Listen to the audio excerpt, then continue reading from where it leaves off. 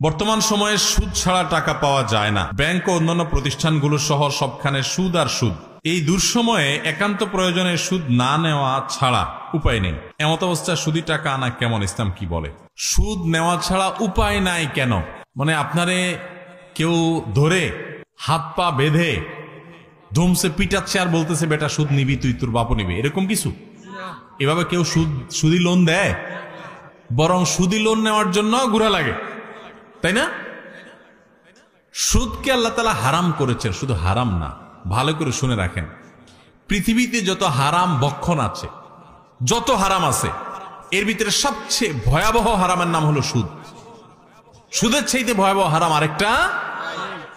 সুদের টাকা দিয়া আপনি যদি বাজার থেকে হালাল এবং সুন্নাহ সম্মত উপায়ে বিসমিল্লাহ আল্লাহু আকবার বলে জবাই করা গরুর গোশত কিনে আনেন, তাহলে